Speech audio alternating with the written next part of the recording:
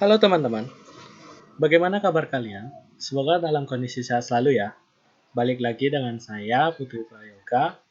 Nah, hari ini saya akan membahas mengenai materi manajemen sumber daya manusia kembali yang masih ada kaitannya dengan kompensasi.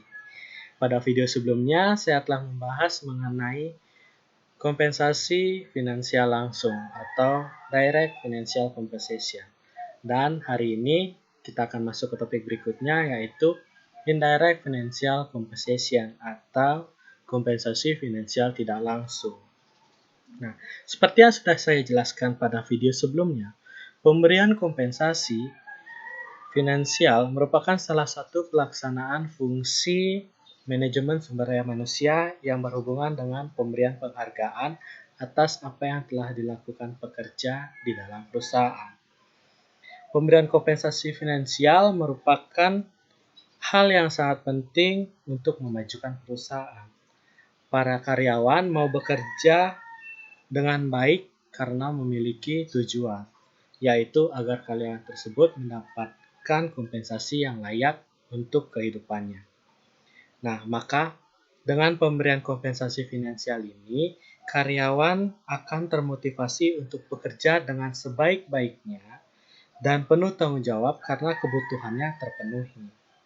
Kompensasi finansial ini dapat dibagi menjadi dua, yaitu kompensasi finansial langsung dan kompensasi finansial tidak langsung. Kompensasi finansial langsung itu adalah kompensasi yang diberikan dalam bentuk gaji, upah, komisi, dan bonus. Sedangkan kompensasi finansial tidak langsung itu dalam bentuk tunjangan yang meliputi semua imbalan finansial yang tidak termasuk dalam kompensasi finansial langsung. Nah, pada pembahasan hari ini saya akan membahas mengenai apa itu indirect financial compensation dan bagaimana jenis-jenisnya dan bagaimana contoh penerapannya. Yang pertama, indirect financial compensation. Sebelumnya kita harus tahu apa beda dari direct financial compensation dengan indirect financial compensation. Perbedaannya yang pertama itu ada di bentuknya. Jika kompensasi finansial langsung itu memiliki bentuk antara lain seperti gaji, upah, komisi, dan bonus. Sedangkan jika kompensasi finansial tidak langsung itu meliputi yang sesuai dengan proteksinya seperti asuransi jiwa, asuransi kesehatan, asuransi ketenagakerjaan, dan simpanan pensiun. Adapun upah di luar waktu kerja seperti upah hari libur, upah hari raya, upah hari besar, upah cuti tahunan atau cuti hamil bagi yang perempuan, dan juga kompensasi finansial tidak langsung itu dapat dalam bentuk fasilitas yang diberikan oleh perusahaan seperti kendaraan, ruangan, gedung, dan tempat parkir. Nah, yang kedua yang membedakan itu adalah medianya.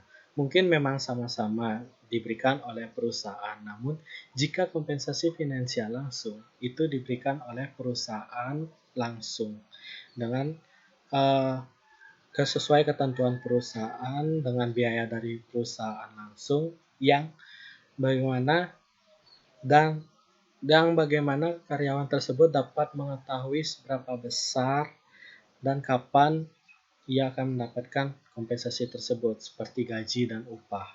Sedangkan kompensasi finansial tidak langsung itu biasanya perusahaan akan bekerja sama dengan instansi atau perusahaan terkait yang memberikan jasa atau layanan mengenai kompensasi finansial tidak langsung. Seperti contoh, perusahaan yang saya ambil ini adalah perusahaan kontraktor atau konstruksi yang dimana memiliki risiko kerja yang sangat tinggi. Maka dari itu perusahaan harus memperhatikan tentang karyawannya baik dari keselamatan kerja, yang dimana perusahaan harus juga memberikan tunjangan kepada karyawan tersebut. Nah, maka dari itu perusahaan akan bekerja sama dengan instansi yang terkait mengenai perlindungan tenaga kerja seperti BPJS Ketenagakerjaan ataupun kesehatan dari karyawan yang akan bekerjasama dengan BPJS Kesehatan seperti itu. Nah, sekarang sudah paham kan mengenai apa itu indirect financial compensation dengan kalian mengetahui apa perbedaannya dengan kompensasi finansial langsung. Nah, dalam indirect financial compensation atau kompensasi finansial tidak langsung, ini dibedakan menjadi dua kelompok. Yang pertama ada legally required benefit. Nah, di sini artinya legally required benefit ini merupakan manfaat yang diberikan secara wajib dan mempunyai kekuatan hukum. Jadi di sini perusahaan wajib hukumnya dalam memberikan tunjangan di luar kompensasi finansial secara langsung dalam kaitannya pemenuhan kebutuhan karyawan itu sendiri.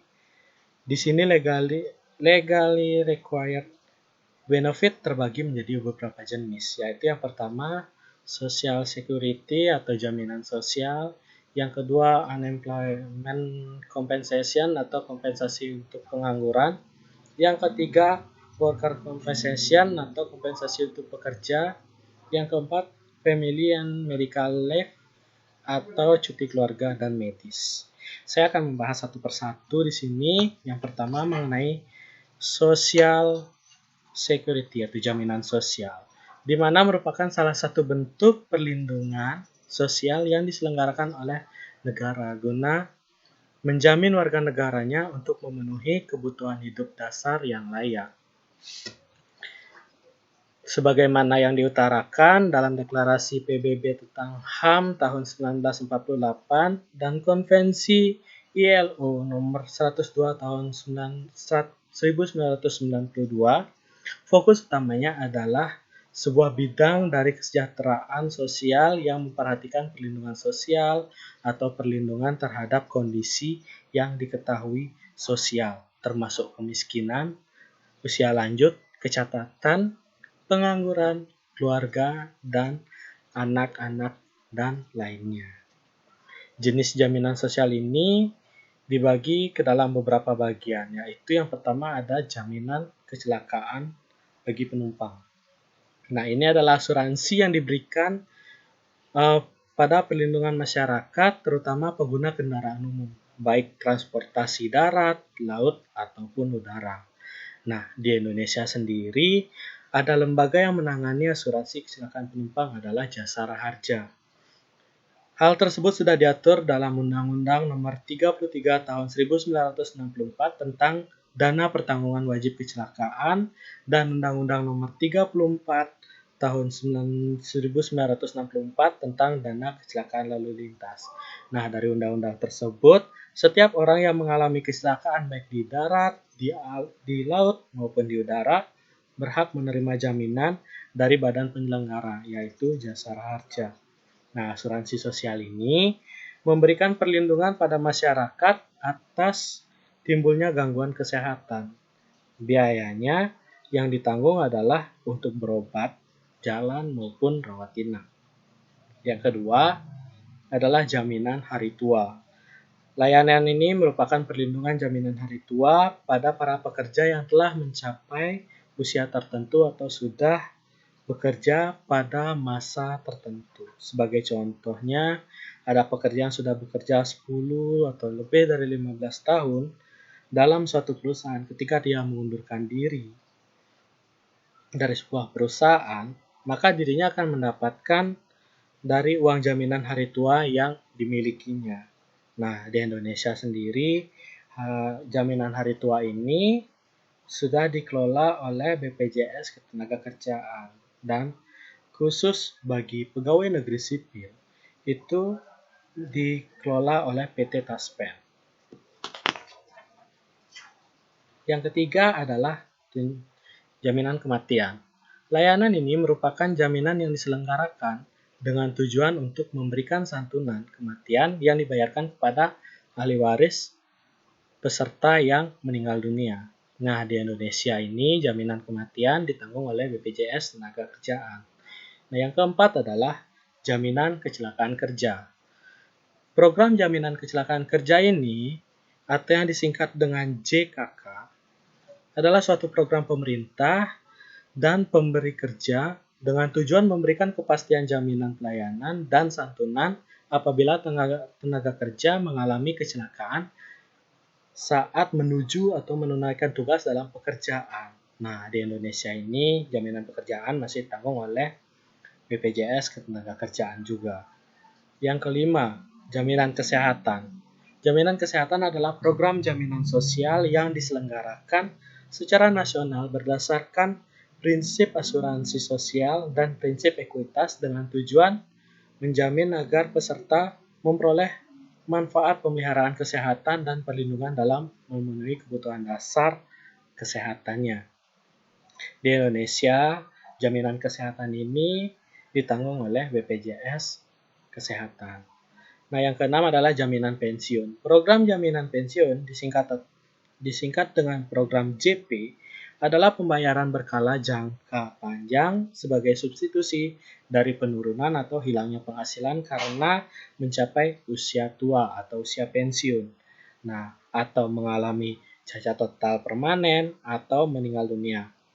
Nah, dan karakteristiknya adalah diselenggarakan secara nasional berdasarkan prinsip asuransi sosial atau tabungan wajib dan manfaat pasti, kepesertaan perorangan, dan manfaat berupa uang tunai yang dibayarkan setiap bulan. Di Indonesia saat ini, jaminan pensiun ini ditanggung oleh BPJS Ketenagakerjaan. Nah, jenis yang kedua itu adalah unemployment compensation atau kompensasi untuk pengangguran. Nah, arti dari pengangguran di sini adalah orang yang siap untuk bekerja atau fresh graduate yang siap untuk bekerja atau orang-orang yang sudah memiliki umur cukup untuk bekerja. Namun masih dalam proses mencari ataupun pekerja atau karyawan yang baru saja mendapatkan PHK agar dapat memerlukan waktu untuk mendapatkan pekerjaan baru, maka ada yang namanya unemployment compensation atau kompensasi untuk pengangguran. Nah, unemployment compensation di sini dapat diartikan asuransi pengangguran yang menyediakan pekerja yang pekerjaannya diputus bukan karena kesalahan dari pekerja tersebut, melainkan pembayaran moneter mereka hingga 26 minggu atau sampai mereka menemukan pekerjaan baru. Sebagai program pemberian tunjangan yang tujuannya adalah memberikan waktu kepada pekerja yang menganggur untuk menemukan pekerjaan baru yang setara dengan yang hilang tanpa menderita kesulitan keuangan. Tanpa tunjangan ini, pekerja mungkin harus mengambil pekerjaan yang mereka dapatkan terlalu memenuhi syarat atau berakhir dengan kesejahteraan. Kompensasi pengangguran ini juga berfungsi untuk mempertahankan pengeluaran konsumen selama periode dalam penyesuaian perekonomiannya. Nah, di Indonesia, program ini juga dikenal dengan Kartu Prakerja. Ini adalah salah satu intervensi dari pemerintah dalam kondisi seperti ini. Nah, Kartu Prakerja adalah bantuan biaya pelatihan bagi masyarakat Indonesia yang ingin memiliki atau meningkatkan keterampilannya.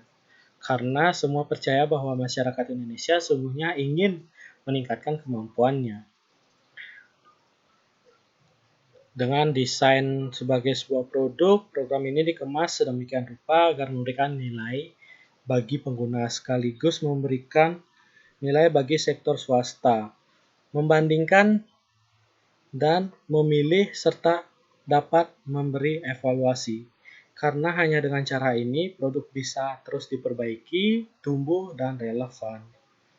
Menggandeng pelaku usaha swasta, program ini adalah wujud kerjasama pemerintah dan swasta dalam melayani masyarakat. Nah, yang ketiga ada worker compensation atau kompensasi untuk pekerja.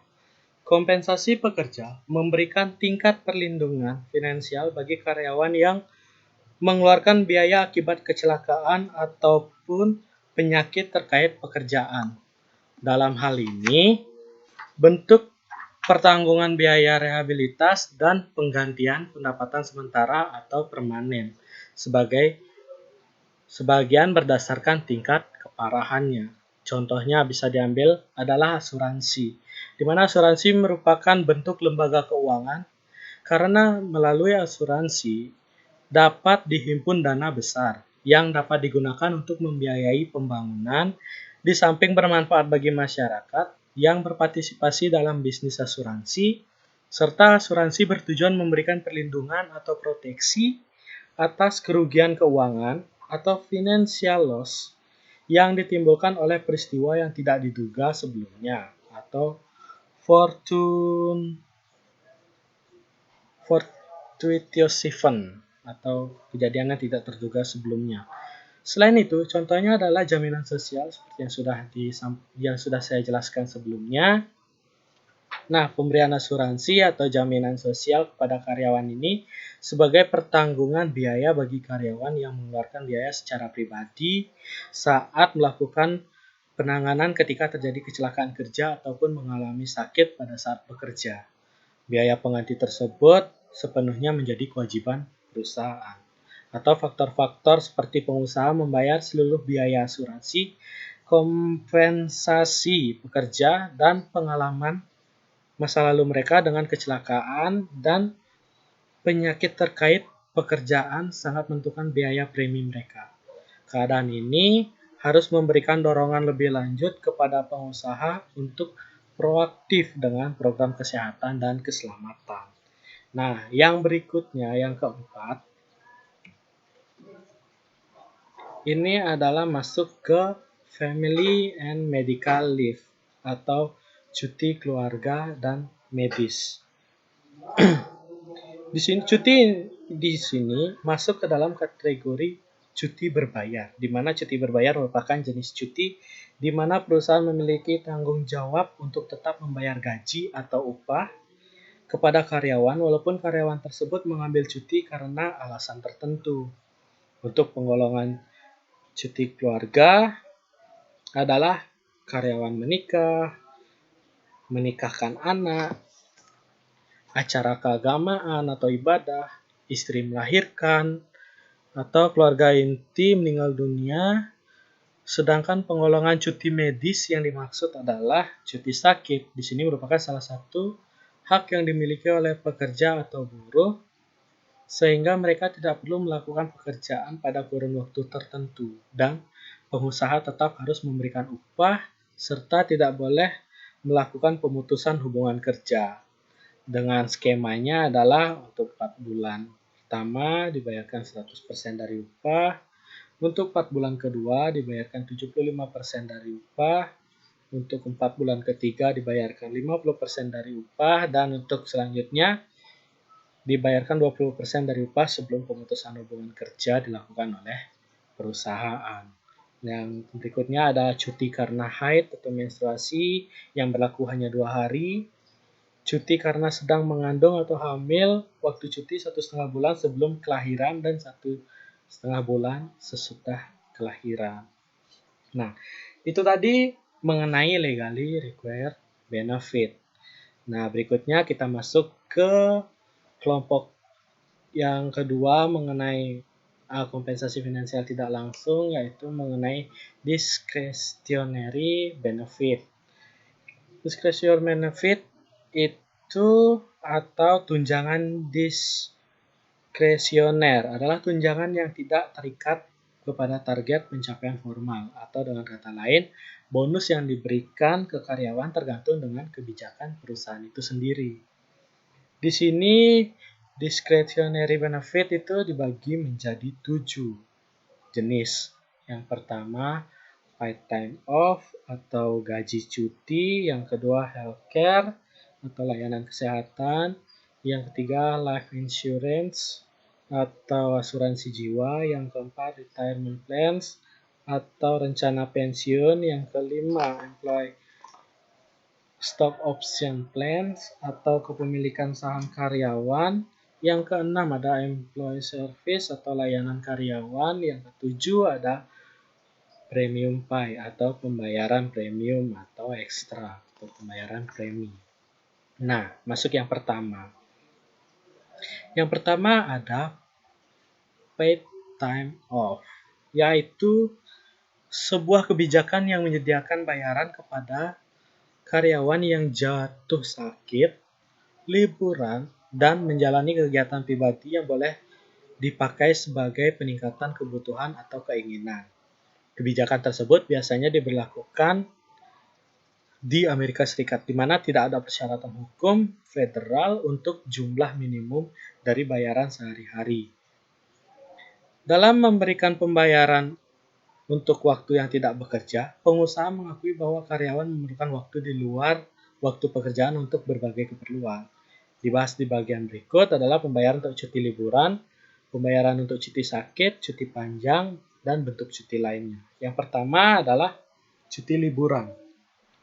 Waktu liburan melayani tujuan kompensasi yang penting, misalnya liburan berbayar membantu pekerja menjadi lebih kreatif dan produktif, mengurangi stres, mendekatkan keluarga dan teman, dan meningkatkan kinerja pekerjaan. Mereka juga dapat mendorong karyawan untuk tetap bersama perusahaan. Waktu liburan berbayar biasanya meningkatkan seiring dengan senioritas. Misalnya karyawan dengan masa kerja 1 tahun mungkin menerima hanya 2 minggu. Yang bekerja 10 tahun menerima 3 minggu dan bekerja 15 tahun bisa sampai 4 minggu. Yang kedua adalah cuti panjang atau sementara. Ini dapat digolongkan cuti besar atau disebut juga istirahat panjang. Istirahat panjang ini diperuntukkan bagi yang loyal bekerja selama bertahun-tahun di perusahaan yang sama. Namun, tidak semua perusahaan memberikan cuti besar pada karyawannya. Cuti besar hanya dilaksanakan oleh perusahaan-perusahaan tertentu saja setelah memiliki masa kerja selama 6 tahun. Pekerja berhak mendapatkan cuti besar atau istirahat panjang yang dapat mengajukan istirahat panjang pada tahun ke-7 dan ke-8, masing-masing selama 1 bulan. Apabila tidak mengajukan cuti tersebut, setelah hak istirahat panjang itu timbul, maka hak itu dinyatakan gugur. Yang ketiga adalah cuti tahunan. Cuti tahunan merupakan waktu cuti yang diberikan kepada tenaga kerja oleh instansi yang dapat digunakan sesuai kondisi dan keperluan tenaga kerja. Setiap tenaga kerja mendapatkan 1 hari cuti dalam sebulan atau 12 hari dalam setahun. Namun, instansi atau perusahaan berwenang juga untuk menolak permintaan cuti dari tenaga kerja yang belum genap 1 tahun bekerja. Apabila perusahaan bersedia memberikan izin cuti, hal ini disebut cuti di luar tanggungan, dan instansi atau perusahaan dapat memotong gaji tenaga kerja tersebut secara pro rata sesuai dengan jumlah ketidakhadirannya. Namun, itu balik lagi ke perusahaan. Karena setiap perusahaan punya regulasi cutinya atau cuti tahunannya yang berbeda-beda. Yang kedua adalah, kita masuk yang kedua, itu ada healthcare atau layanan perawatan kesehatan. Nah, perawatan kesehatan merupakan barang yang paling mahal dalam paket tunjangan karyawan. Bahkan, menurut penelitian dari Kaiser Family Foundation, Amerika Serikat menghabiskan lebih banyak per kapita untuk perawatan kesehatan daripada negara lain. Beberapa perusahaan telah mengurangi atau menghapus kenaikan gaji atau bonus, atau keduanya, untuk memberikan tunjangan kesehatan yang semakin mahal bagi karyawan. Adapun jenis-jenisnya, yang pertama paket biaya layanan, yang kedua perlindungan asuransi untuk 3 jenis biaya medis, yaitu biaya rumah sakit, biaya bedah, dan biaya dokter. Berikutnya rencana perawatan terkelola, pemberian layanan kesehatan yang menekankan pada pengendalian biaya dengan membatasi pilihan dokter dan rumah sakit karyawan. Nah, rencana ini memberikan perlindungan terhadap biaya perawatan kesehatan dalam bentuk pembayaran di muka kepada penyedia layanan kesehatan. Misalnya, kemitraan perusahaan dengan rumah sakit tertentu untuk memberikan layanan khusus atau keringanan biaya jika berobat di rumah sakit tersebut. Yang berikutnya adalah paket asuransi khusus. Pengusaha sering menggunakan paket asuransi terpisah untuk memberikan jenis manfaat tertentu dan sering disebut sebagai paket asuransi khusus. Misalnya, ada perusahaan yang memberikan jaminan kesehatan khusus yang berbeda dengan jaminan kesehatan biasa yang diberikan kepada karyawan yang bekerja bersinggungan dengan beban industri berbahaya. Berikutnya, perawatan kesehatan yang digerakkan oleh konsumen yang mengacu pada tujuan membantu perusahaan untuk mempertahankan kendali atas biaya sementara untuk juga memungkinkan karyawan membuat pilihan yang lebih besar tentang perawatan kesehatan. Jadi, karyawan dapat mengusulkan layanan kesehatan apa yang bisa ditawarkan atau apa yang bisa didapatkan selama bekerja di perusahaan. Entah itu medical check-up kesehatan tensi dan gula, atau lain-lainnya. Nah, yang ketiga, kita masuk ke life insurance atau asuransi jiwa. Di mana life insurance ini disponsori oleh perusahaan yang melindungi keluarga karyawan dengan membayar jumlah tertentu setelah kematian karyawan. Rencana-rencana ini sering termasuk kematian karena kecelakaan dan klaim pemotongan, yang membayar manfaat tambahan jika kematian adalah akibat dari kecelakaan atau jika karyawan mengalami kehilangan anggota tubuh yang tidak disengaja saat bekerja. Nah, ada dua dari rencana asuransi jiwa yang lebih umum adalah asuransi jiwa berjangka dan keseluruhan kehidupan. Di mana asuransi jiwa berjangka memberikan perlindungan kepada penerima manfaat karyawan hanya selama periode terbatas berdasarkan jumlah tahun tertentu yang tunduk pada usia maksimum. Selain itu, asuransi otomatis berakhir, sedangkan asuransi jiwa seutuhnya membayar sejumlah kepada penerima manfaat yang ditunjuk dari karyawan yang meninggal. Tetapi tidak seperti kebijakan seumur hidup, rencana seumur hidup tidak berakhir sampai pembayaran dilakukan kepada penerima manfaat. Kompensasi pekerja melindungi karyawan dari kecelakaan dan penyakit terkait pekerjaan. Namun, beberapa perusahaan menyediakan perlindungan tambahan yang lebih komprehensif, seperti cacat jangka panjang, memberikan manfaat bulanan kepada karyawan yang karena sakit atau cedera tidak dapat bekerja dalam waktu yang sangat lama. Nah, yang keempat itu kita masuk ke retirement plans atau rencana pensiun.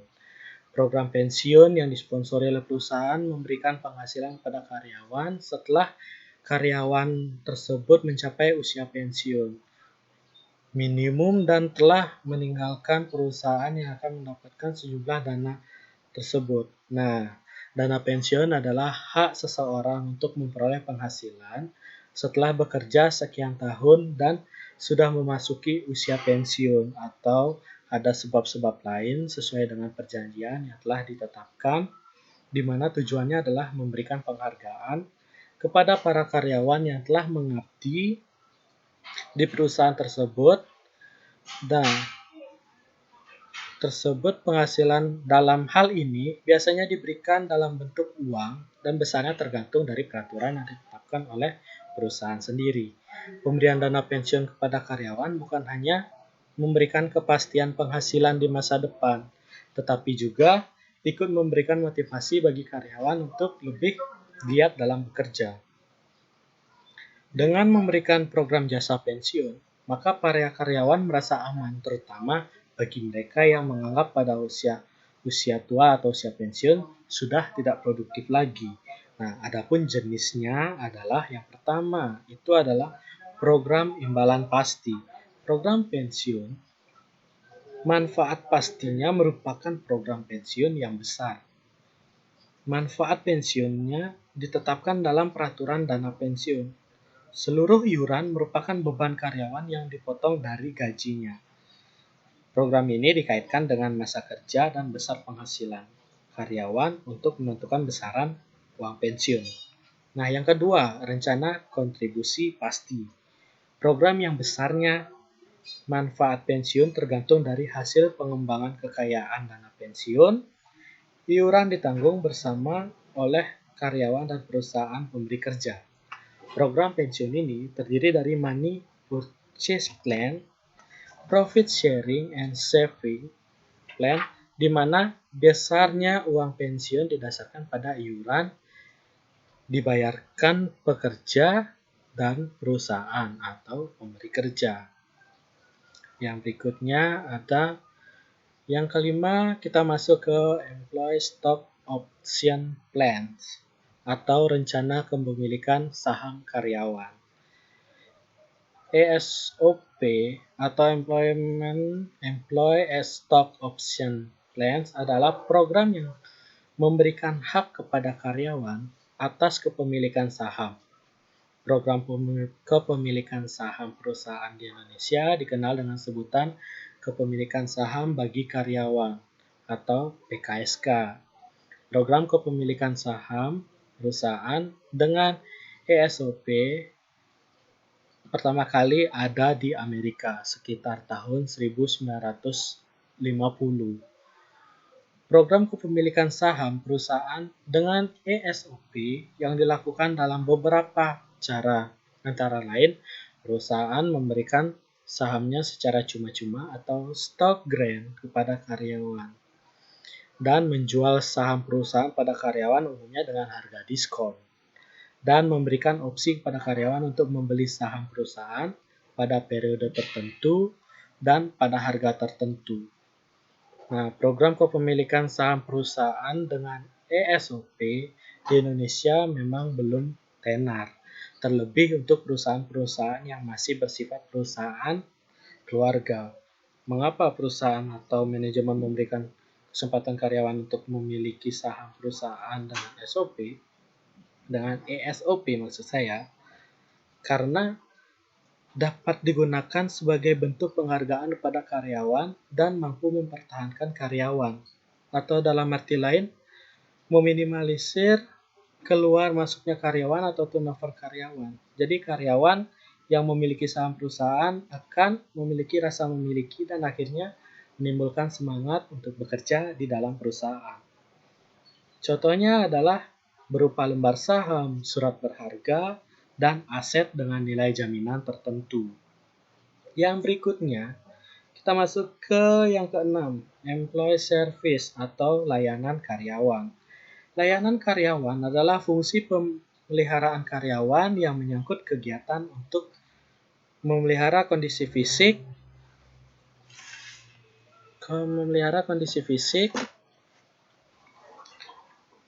dan mental para karyawan. Kondisi fisik dan mental yang baik akan diciptakan oleh penarikan karyawan yang baik, pengembangan, pemberian kompensasi dan integritas, dan dilanjutkan dengan pemeliharaannya. Di samping itu, kita perlu memberikan perhatian khusus terhadap usaha-usaha untuk pemeliharaan kesehatan dan sikap karyawan. Program keselamatan dan kesehatan kerja dimaksudkan untuk memelihara kondisi fisik karyawan, sedangkan program pelayanan karyawan membantu memelihara semangat atau moral karyawan tersebut. Nah, banyak istilah-istilah yang dipergunakan untuk program-program pelayanan karyawan yang menggunakan istilah jaminan sosial atau program kesejahteraan karyawan dan sebagainya. Itu merupakan elemen yang paling penting atau yang paling khas dan biasanya menjadi ciri khas suatu perusahaan itu sendiri.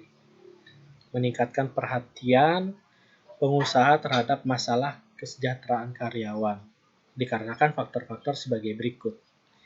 Yang pertama, perubahan sikap karyawan yang disebabkan terutama oleh makin meningkatnya tarif pendidikan mereka. Yang kedua, permintaan dari organisasi-organisasi buruh. Yang ketiga, permintaan dari pemerintah yang diwujudkan dalam bentuk undang-undang atau peraturan-peraturan. Yang keempat, Persaingan yang semakin ketat yang mengakibatkan para pengusaha harus berusaha untuk memberikan berbagai jaminan agar para karyawan itu betah dan agar perusahaan dapat mempertahankan karyawan yang memang memiliki kompetensi yang baik di dalam perusahaan.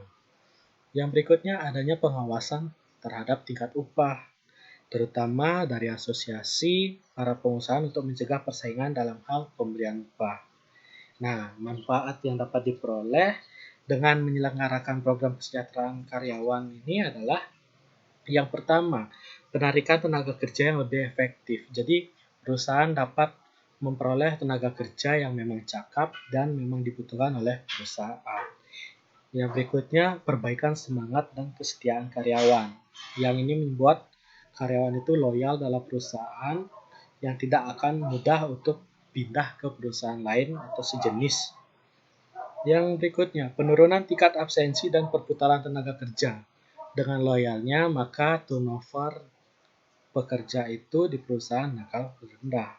Yang berikutnya, perbaikan hubungan masyarakat. Yang berikutnya, pengurangan pengaruh organisasi buruh, baik yang telah ada maupun yang potensial. Jadi jika kompensasi-kompensasi ini telah diberikan kepada karyawan yang sesuai dengan kebutuhan dari karyawan, maka karyawan tidak akan terpengaruh oleh organisasi buruh atau serikat buruh dan mereka akan dapat terfokus pada pekerjaannya di perusahaan.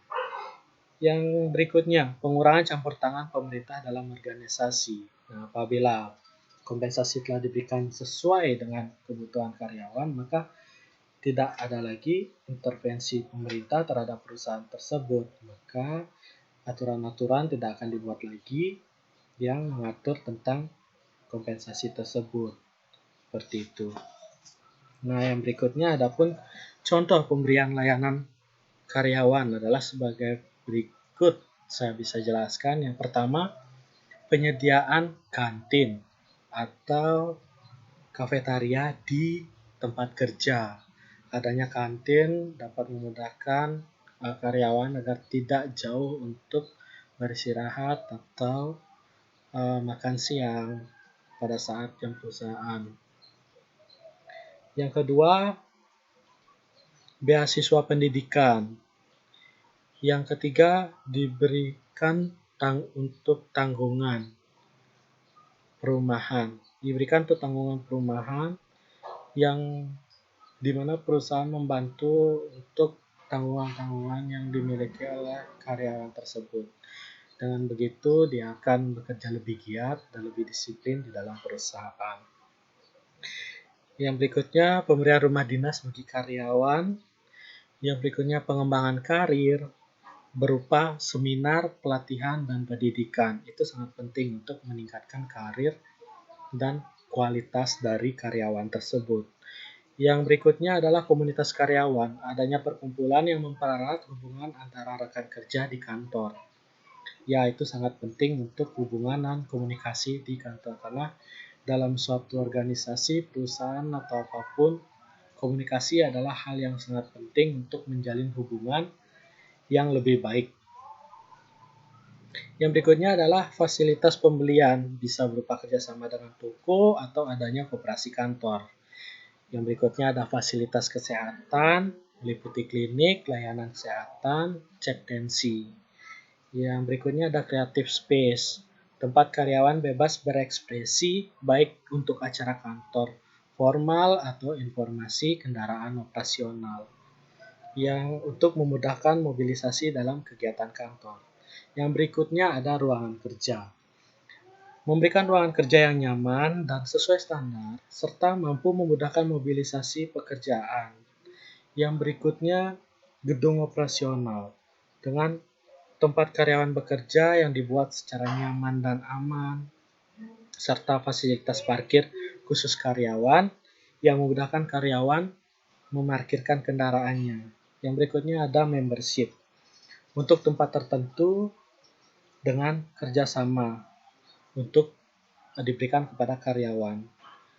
Untuk mempermudah karyawan tersebut untuk membeli sesuatu atau melakukan sesuatu dengan membership tersebut. Yang berikutnya ada konseling, layanan untuk karyawan bercerita, berbagi unek-unek untuk mencari solusi, agar karyawan tidak stres dengan hanya memikirkan pekerjaan di kantor. Jadi mereka bisa mengeluarkan unek-unek atau melakukan curhat mungkin dengan uh, diberikan atau pemanggilan psikotes atau psikologis itu di perusahaan. Yang berikutnya, kemudahan administrasi dalam hal pembayaran atau penerimaan yang dipermudah tanpa proses yang ribet. Jadi administrasi yang dilakukan atau karyawan meminjam uang di perusahaan itu agar dipermudah. Itu seperti itu. Yang berikutnya rekreasi. Fasilitas kerja lain yang membuat karyawan makin produktif adalah fasilitas yang bisa digunakan untuk kegiatan rekreasi, misalnya fasilitas gym, agar karyawan bisa tetap memiliki gaya hidup yang lebih sehat, meski sibuk bekerja, fasilitas permainan mungkin board game, atau kafetaria yang dengan gaya yang modern, seperti kafe-kafe yang kekinian, dan berbagai macam fasilitas kreasi lainnya yang digunakan dapat bebas oleh karyawan selama tugas mereka yang bisa diselesaikan tepat waktu dan hasilnya pun akan bagus. Nah, dan masih banyak lagi, tergantung dengan kebijakan perusahaan tersebut. Dan yang pembahasan terakhir di sini adalah mengenai premium pay. Premium pay atau pembayaran premium atau ekstra. Pembayaran ini mengacu pada upah yang lebih tinggi yang diberikan kepada karyawan yang bekerja dengan jam kerja yang kurang diinginkan. Ini termasuk hari libur, akhir pekan, hari libur atau jam lembur pun yang yang di luar dari jam kerja perusahaan. Normalnya dalam sehari misalnya karyawan yang bekerja di luar hari kerja atau kantor akan mendapatkan pembayaran lebih atau biasanya disebut dengan uang lembur. Atau juga tunjangan hari raya untuk perayaan-perayaan hari besar nasional atau hari besar keagamaan. Pembayaran jenis ini juga mengacu pada tingkat kesulitan, berbahayanya pekerjaan itu dilakukan. Nah, seperti itu. Nah, dari penjelasan yang sudah saya sampaikan, sekarang kita sudah jadi tahu bahwa kompensasi finansial tidak langsung meliputi program yang berkaitan dengan proteksi seperti asuransi jiwa, asuransi kesehatan, asuransi ketenaga kerjaan, simpanan pensiun, dan juga upah di luar waktu kerja seperti upah hari libur, hari raya, hari besar, cuti tahunan, dan cuti hamil, serta berbagai fasilitas yang bisa didapatkan atau yang bisa diakses oleh karyawan seperti kendaraan, ruangan, gedung, dan tempat parkir. Jadi, kompensasi mempunyai tujuan yang sangat penting bagi perkembangan suatu perusahaan.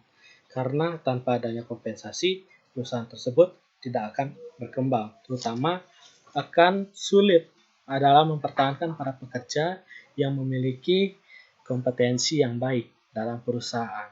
Dengan adanya kompensasi finansial, langsung dan tidak langsung, secara tidak langsung artinya perusahaan telah memiliki perhatian lebih terhadap karyawan di perusahaan.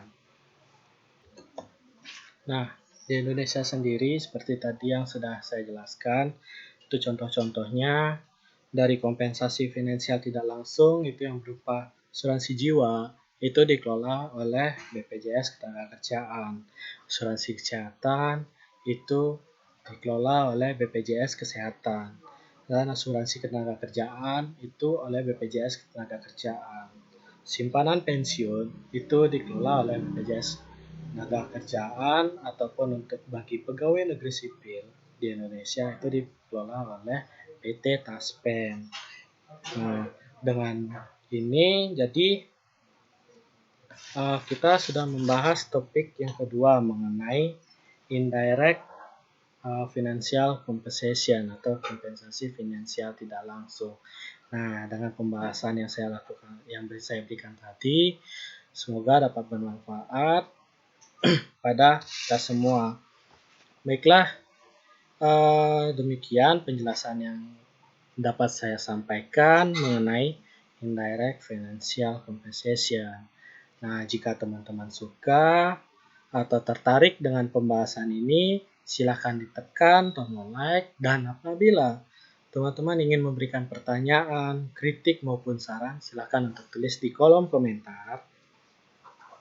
Karena kritik dan saran yang masuk dari kalian akan menjadikan motivasi saya untuk membuat hal yang lebih baik ke depannya. Dan semoga video ini dapat bermanfaat bagi kita semua. Dan saya memohon maaf apabila dalam penyampaian ada yang kurang berkenan. Akhir kata, saya ucapkan terima kasih dan sampai jumpa.